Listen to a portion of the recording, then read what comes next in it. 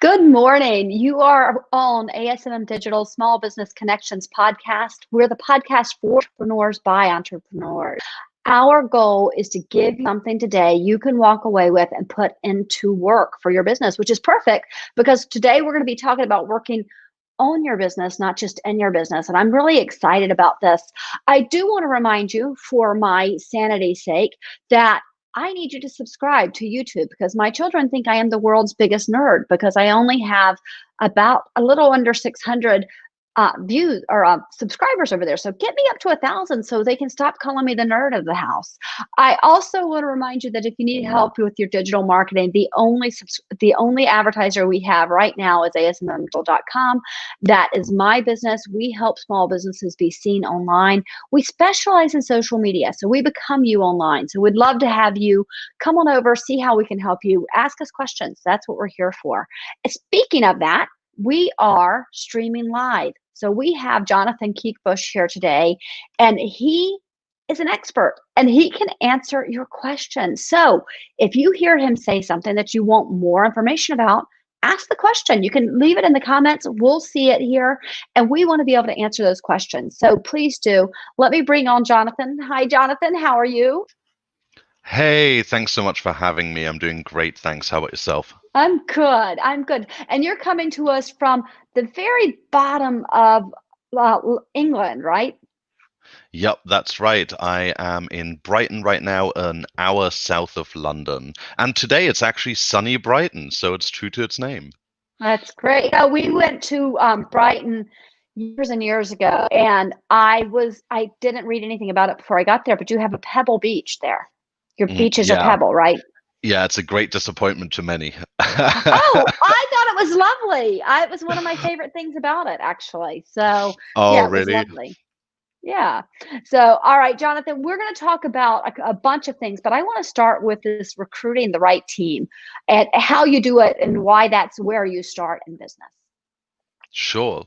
Um, that's that's a topic that I've been talking about a lot with fellow entrepreneurs because one of the things that we always consider, and I think that this is a question that a lot of people ask themselves, is especially when you're a small business, when and how do you start hiring people to grow your team, especially when it comes to things like sales and like marketing, because you end up being in that catch 22 where you go, well, wait a minute, I need a salesperson to bring in more business, or I need a marketing person to bring in more business. But in order to afford those people, I need that extra business, right?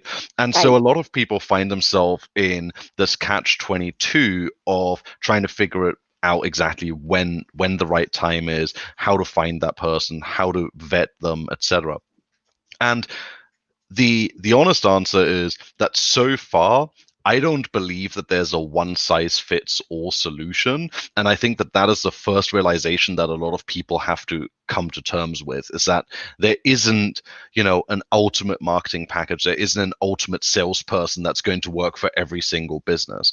And Right. so one of the things that I found to be very, very effective with growing a business by hiring on more people is to try and leverage what you're really good at in order to reduce the amount of time that the owner, the founder, or the most expensive team members are spending time on. So the way that I always look at it is, if I'm the most expensive team member in my team and I'm taking care of tasks that somebody else could easily do, then I should hire for that position to cut down cost, basically, which then Right. allows me to do other things. So when it comes to sales and marketing, one of the things that I realized is it was really, really difficult to find salespeople, for example, who were great closers, right?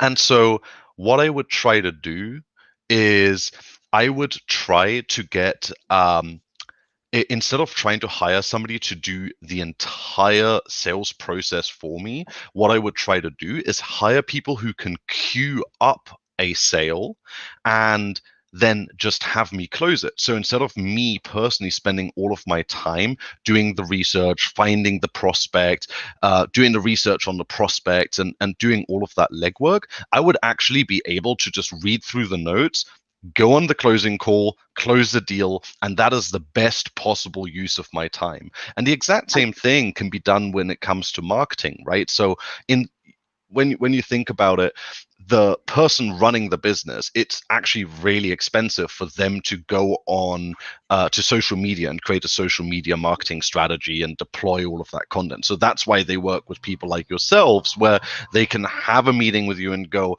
well, this is kind of the strategy that we want to follow, and then you take care of the rest, so that the founder doesn't spend their time trying to go onto 20 different platforms and posting stuff, etc.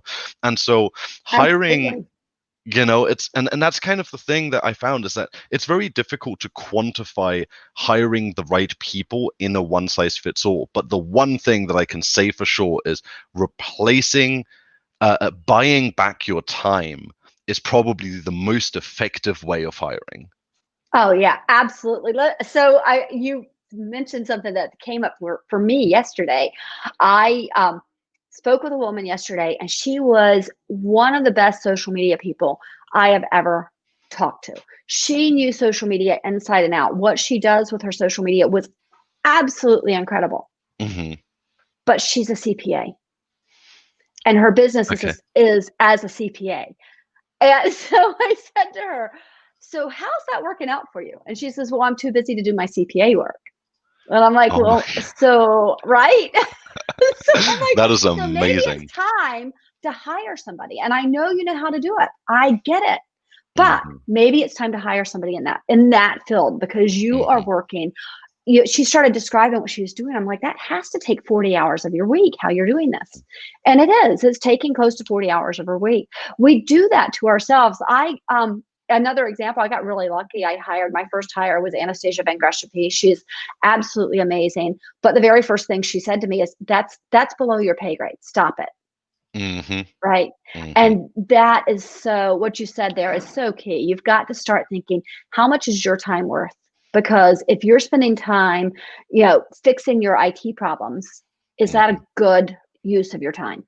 Right. Well, I also think that it actually transcends from the business world into your personal world as well. And maybe not so much when you're first starting up, but once you have a business that's rolling and that that does create revenue.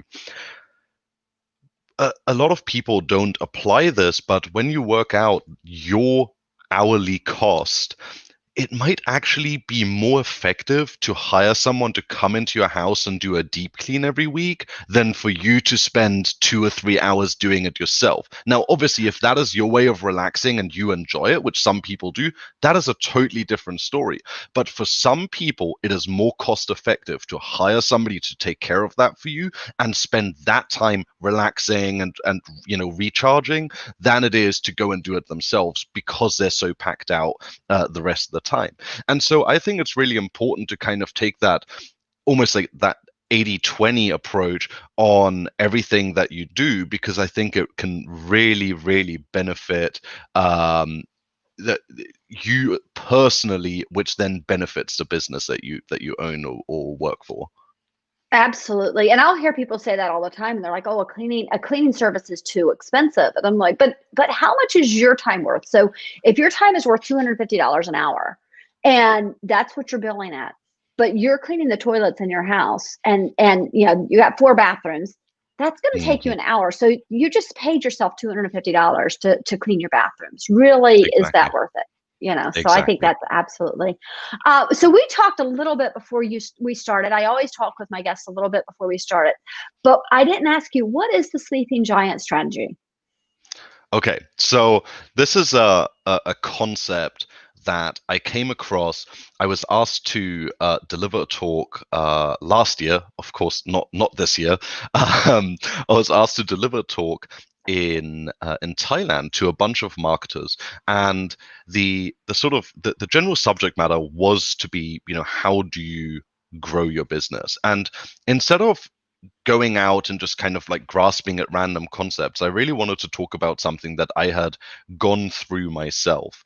And the sleeping giant strategy was basically this realization that I had that when I first started this business, I thought that 100% of the pressure and the growth and everything was entirely on me. And so it's a lot, right? Like, you think that you have to become this uh, monster of a person to be able to just take it all on you, and all the stresses on you, and all the pressures on you. And if you don't achieve everything, then your business is a failure. And what I started to realize through this process of building this business over a couple of years was that actually the business was to be that giant, and my job or my role as the founder or as the entrepreneur was to make it possible for it to achieve its potential. And so my whole mentality shifted from one of me being really stressed all the time to me seeing how I could relieve stress at different points in the business through the right hires, through the right processes, through the right softwares and systems, and financial decisions, etc. And so it really helped me take a different approach. It helped me relieve stress, just changing my mindset around whether the pressure should be on myself or the pressure should be on the business. And so it became really a monumental shift in our business, where we actually started to see significant growth once that mentality shift had happened, and we as a business started to look more at kind of an upside down look at how you build that business. So instead of me serving the customer, for example, I always look at it as me serving the team, and the team is then able to serve the customer as best as they can, because they have the tools and the skills and the peace of mind to be able to do that as best as they can. Right. Well, and that makes you it makes it easier to scale, but it also makes it easier to sell your business when you're done, because you're not the absolute backbone of it. Exactly. And so that was the other thing, is it becomes so, this is something that I think is especially in like service-based businesses and consulting-based businesses is very, very difficult. The easiest one to relate to are attorneys, right? Nobody wants to talk to the person that a lot of the time is actually doing the legal work. They want to talk to the partner, because that's the person whose name is on the business card, and you want to talk to them, and it's very difficult for them to pass on that brand, if you will, because they are that brand. Right. And whereas you don't see the maybe a bad example, but you don't see the founders of Walmart or whatever being the only person that you can speak to make a purchase, right? And so the whole system is totally changed, and thus making, as you said, for an easier scale, but also a much easier acquisition. Right, right. So I learned this lesson, Jonathan. I learned it by accident. It was probably, the best accident I've had. But I guess a year ago was in DC, and I was going to a show, and suddenly I started feeling really bad. By midnight, I was having my appendix out, and I missed. Oh, it was awful. It was real, but it was a Friday night, and the next morning I didn't show up for something and that I was supposed to be at, for an event that we were going to be at. And my Anastasia calls me and she goes, "Where are you?" And I was like, "Well, I'm actually in the hospital." So, but for 2 weeks, I'm completely out of the business, and Anastasia ran it. And it was such a wonderful thing for me to see, oh, wait a second, this business can run on its own. And so then purposefully took me out. I don't have to be the one that's going to the networking events. I don't have to be the one that's in front of people all the time. I don't even have to be the one that answers the phone when somebody calls. They can talk to Anastasia or Whitney or Jordan or anybody else they want to talk to, right? But I mean, it's not a great way to learn a lesson, but it worked. Right. Sometimes we need those bigger pushes to learn it, right? But I can totally relate to that. Yeah. It's it in a weird way it feels incredibly rewarding once you make that realization too, that your business will continue to grow and make money without you having to literally be on and at it all the time. And I think that especially for people that have founded their own business rather than being brought into one, it's it's I can totally understand where that anxiety comes from initially, because it is something that's very important to you, and it is very important to you that the business continues to do well. And ultimately, when you first started, it was just it was just me in that business. And so to then have that realization of kind of coming to terms with the fact that actually it is much better if I'm no longer the most important person in that business, but it's the team that can take care of every problem, etc. That's fantastic. Absolutely. And that goes back to your recruiting. You've got to recruit the right people. And to me, part of that is recruiting people who will take ownership, right? Exactly. Yeah. If you've got somebody who's like, they care about your business as much as you care about your business, then you are winning on every level.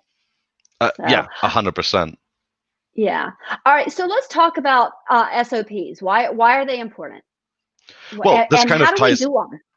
right. So this kind of ties back to exactly what we were just talking about, right? Which is what happens if, for whatever reason, you're out of the picture tomorrow, or you are trying to scale really, really aggressively and you don't personally have the time to train everybody up. Well, SOPs are in place to be followed by either new employees or by other team members, and it can also just provide with like general guidance on how the company's services or products should be carried out, right? So standard operating procedures, in my opinion, are really, really important for almost all business types, especially digital business types, though. My brands mostly supply either digital services or digital products.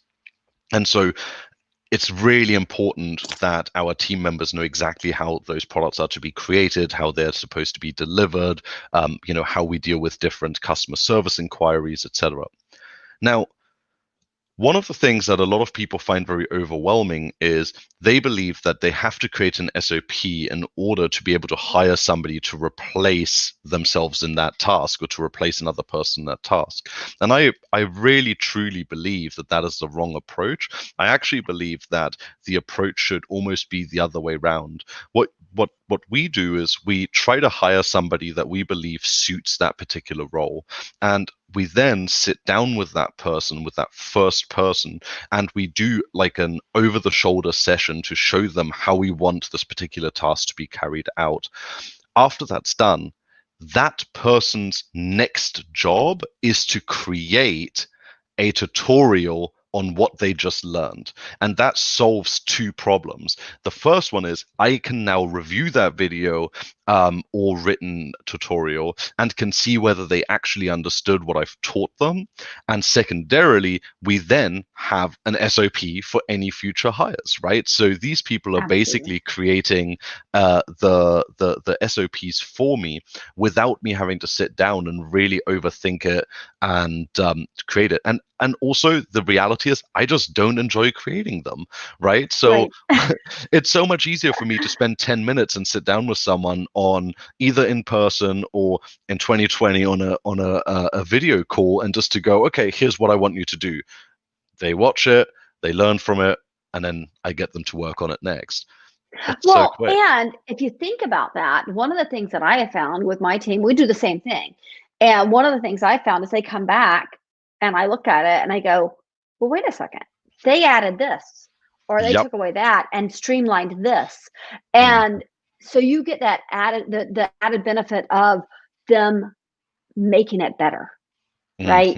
You don't want them to completely change it, but you want to know how they've made it better. And that's, that our editor in particular, our editor has been phenomenal at that. Every time I turn around, she'll send me something and say, oh, here's how we're doing it now. And I'm amazed by, why didn't we think of this before? Right. So Exactly. yeah, yeah. No, it makes So total sense, and it speeds things up.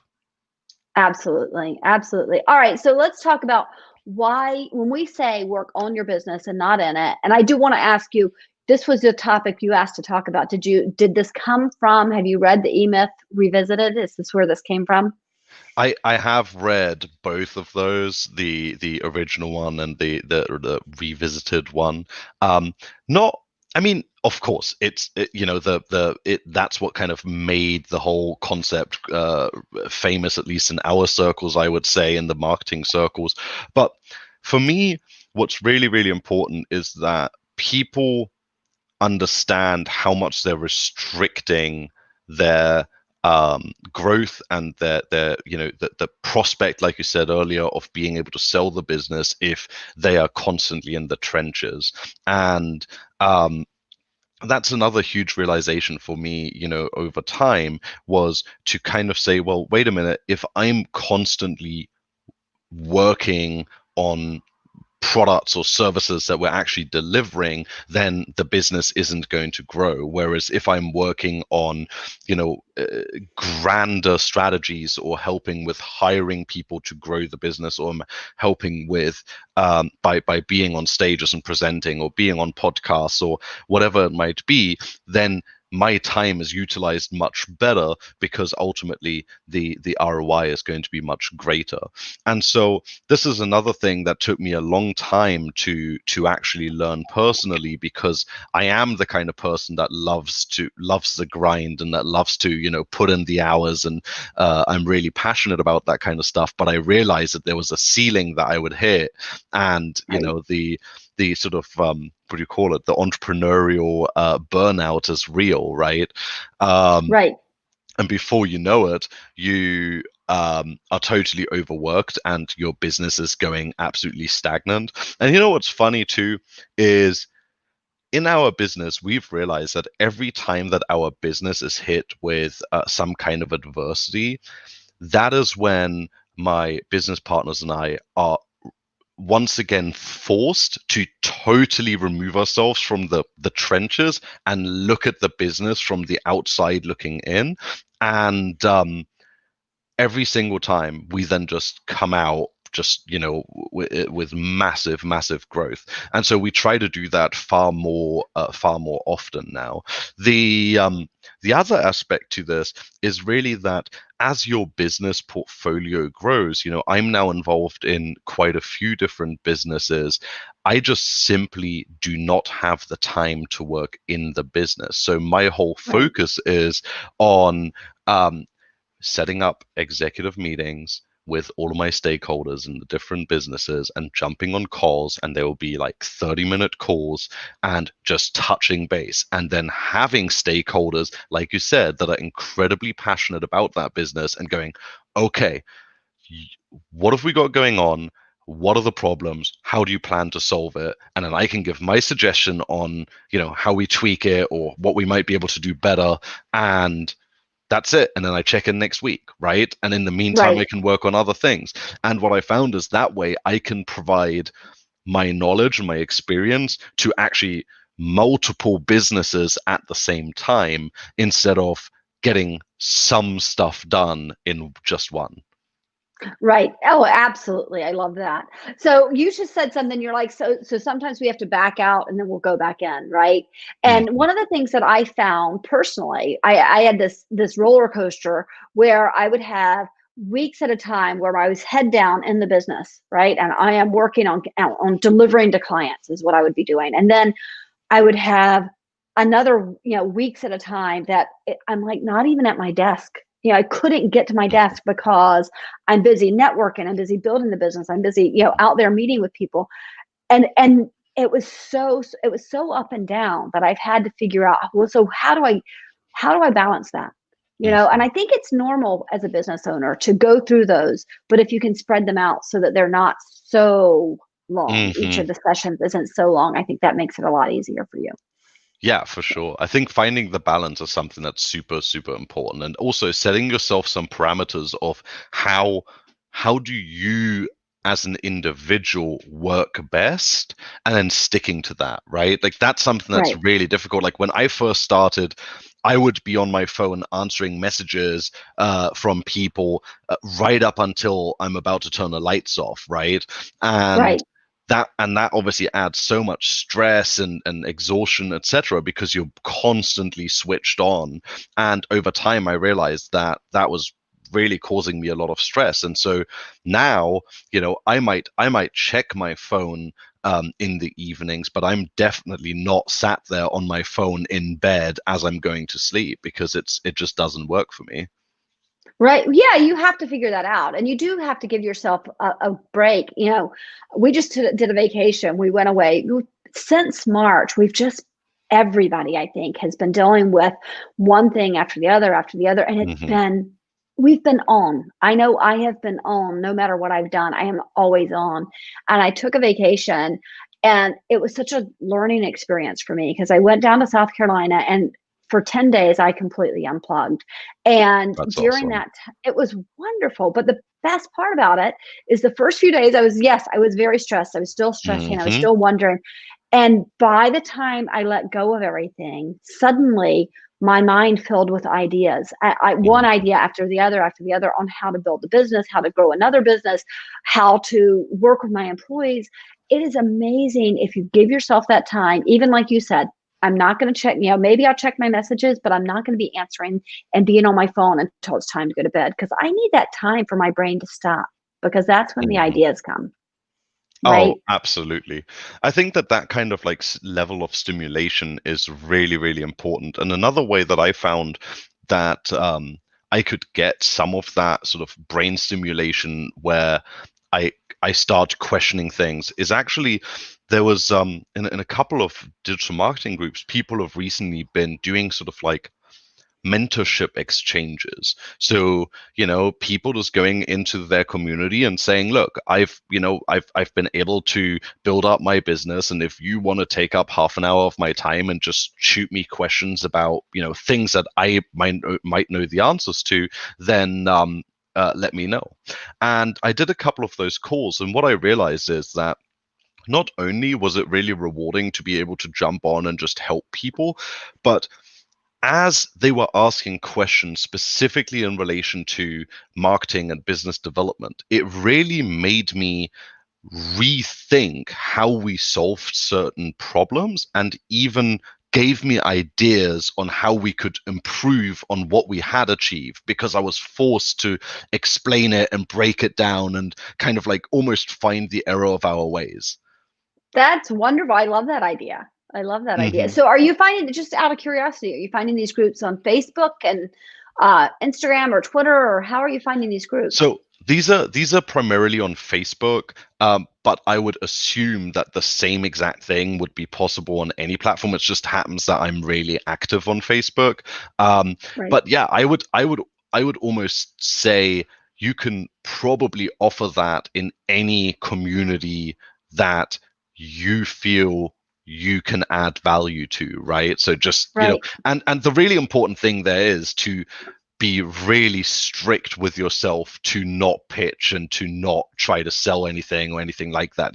We literally just have a conversation, and I always start by kind of saying, just give me your 5-minute life story on your business and how you got here, and then just start hitting me with problems and questions that you're trying to solve, and I'll try and give you solutions. But the one thing I can tell you is that I'll answer every question as honestly as I can, and then we just go through it, and it's really fun. That is a great idea. And I love that you start with give me your life story. Because in that 5 minutes, because sometimes we assume things about other Hmm. people, right? And it's Yeah. so I tell this story a lot. It's probably one of my most embarrassing moments, but I used to train for Ironman. And so which meant I swam a lot. And then one day I had these goggle marks on my face, and this guy, basketball practice for one of my children, says, oh, are you a swimmer? I said, oh God, this is horrible. Yes, I'm a swimmer. And he says, I hate swimming. And I was probably spent 10 minutes telling them, oh, well, here's some of the things you can do to be a better swimmer. And these are what you should, like I know all this stuff, right? Mm. And then he goes, oh, no, I know all of that. He says, I actually am the state champion swimmer, blah, blah, blah. I just too much time in the pool. That's amazing. If I That's so just good. asked the question, why do you hate swimming? Yeah. No, exactly. Good. Before going off on a tangent, I would have done Exactly. the exact same thing. I would have done the exact same thing. Yeah, but you just said, if you ask that question, give me a little bit about you, then Yep, you risk embarrassing yourself a little bit less. exactly. Exactly. All right. Brilliant. So you put this up, and I'm going to go with it because I'm in the marketing industry. I want to know, does the marketing industry exploit small business? So I think that, the reason why I wanted to bring it up is because it's slightly controversial, and I think that there's just a huge amount of room. So just for context, my one of my businesses is a digital marketing agency, and we specialize in SEO.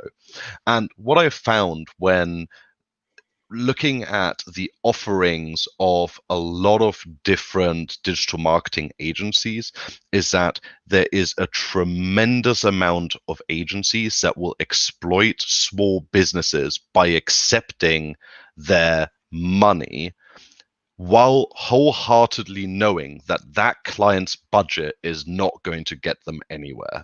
And Yes.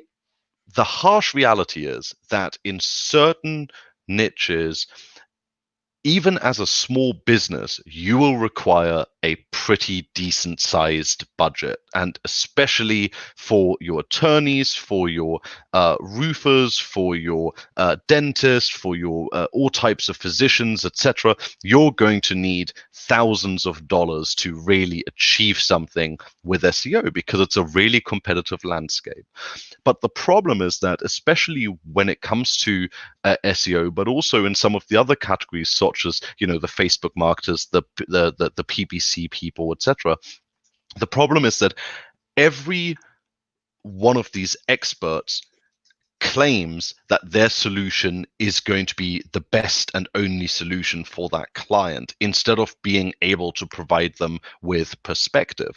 And so the reality is that for that, say, for that roofer who can't afford $2,000 a month in SEO spending, they might be able to achieve something by spending $500 on Google ads, for example, because the search intent is totally different. But if they ask an SEO agency to help them with that, the SEO agency is just going to say, no. The SEO is the only way to achieve this, and it's going to be the greatest thing ever. So I definitely believe that there is an element of